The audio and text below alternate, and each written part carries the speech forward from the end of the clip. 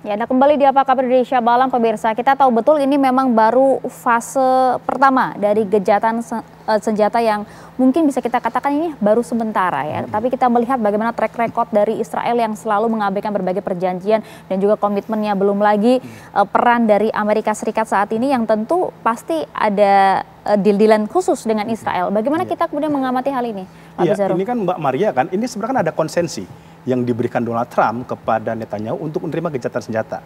Yaitu salah satunya ialah menyetujui perluasan pemukiman Israel di tepi barat. Kita jangan lupa, kasus Palestina ini nggak hanya terjadi di Gaza.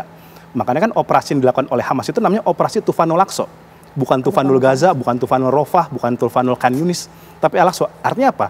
Ini wilayah Palestina, ya, ini terjajah seluruhnya. Dan ini kan yang kemudian sering sekali dikatakan oleh Ismail Haniyeh sebelumnya.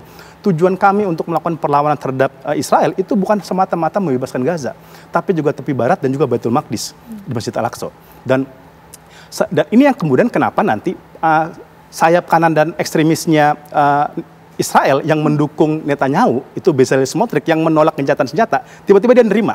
Karena dia dijanjikan perluasan pemukiman yang akan digarap oleh partainya dia. Di tepi barat. Gitu. Dan dia kan juga orang Menteri Keuangan. Dia pemburu cuan dan rente juga, gitu ya. Jadi ada barter di sini, gitu. Nah, ini khawatirnya ketika tepi barat membara, ini kan pasti orang-orang Palestina tidak akan diam dan juga pasti akan melakukan upaya pembelaan, dan ini bukan tidak mungkin akan terjadi, masih akan terus berlangsung eskalasi yang besar. Apakah ini kemudian juga upaya pancingan dari Israel sebenarnya? Bisa jadi, bisa jadi. Kalau kita lihat bahkan Donald Trump itu kan tidak pernah bicara 3 variabel soal Palestina. Pertama, soal kepastian kemerdekaan Palestina. Dia kan nggak tertarik gitu berbicara tentang negosiasi batas tahun 1967, tidak pernah terucap di omongannya dia. Kedua, tentang kepastian untuk menghentikan perluasan pemukiman Israel di tepi barat. Gitu. Ini kan dihabisi juga Mbak Maria, dihajar juga gitu. Dan juga yang ketiga soal penjaminan terhadap umat Islam di Masjid Al-Aqsa. Serangan intensitas yang terjadi Israel ke Masjid Al-Aqsa itu kan sering terjadi di eranya Donald Trump. Ya, seperti itu. Yang kemudian nanti tahun 2021 Hamas itu melakukan serangan ke Israel untuk merespon serangan terhadap Masjid Al-Aqsa. Nah, ini menurut saya pertanyaan-pertanyaan ini menurut saya ini harusnya diikutkan dalam konteks kita membaca ceasefire pada hari ini. Ini seharusnya menjadi batu loncatan ya untuk kita memandang visi jauh untuk kemerdekaan Palestina dan Baitul Maqdis dengan menjadikan kasus Gaza ya sebagai salah satu pintu masuk kita. Pertanyaan Mbak Maria tadi seperti dikatakan oleh Pak Wamen, betul. Yang bermain di Gaza ini kan bukan hanya sekedar faktor pejuang Gaza, ada aktor-aktor regional, ada Arab, ya, ada Mesir, ya, ada Saudi dan lain sebagainya. Kemana mereka ini? Pertanyaannya, apakah mereka menuju gencatan senjata, tapi apakah mereka juga punya endurance yang kuat untuk mendorong kemerdekaan Palestina? Sampai saat ini kan yang terjadi kan ada semacam selentingan bahwa Netanyahu dijanjikan untuk melakukan normalisasi dengan Saudi jika dia mau melakukan gencatan senjata. Yeah.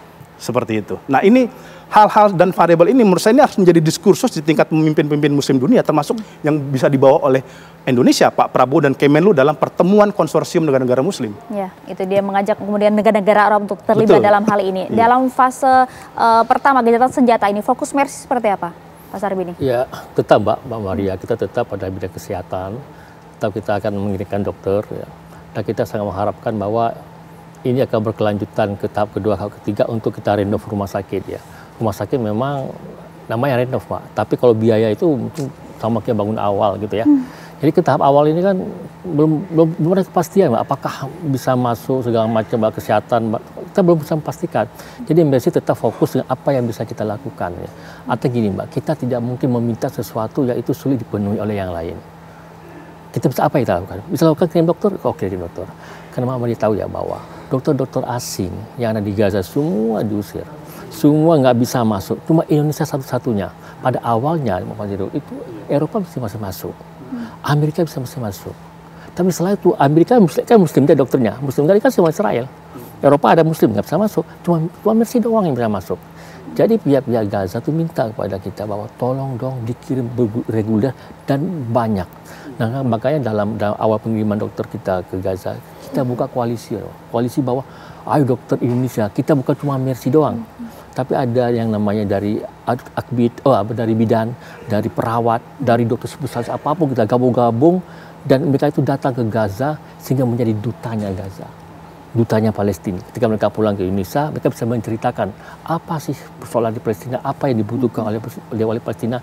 Dan secara tidak langsung, dokter-dokter Indonesia ini semakin tertanam rasa kemanusiaannya melihat penderita panjang yang dialami oleh saudara-saudara kita yang ada di Gaza. Ya, paling tidak dalam 42 hari dalam fase pertama gencatan senjata ini kita harapkan kemudian ini bisa mengakhiri derita baik itu kesengsaraan maupun juga kelaparan bagi warga Gaza di sana. Terima kasih banyak Pak Hafizarul. Terima kasih Pak Sarbini telah bergabung bersama kami di Apa Kabar Indonesia Malam.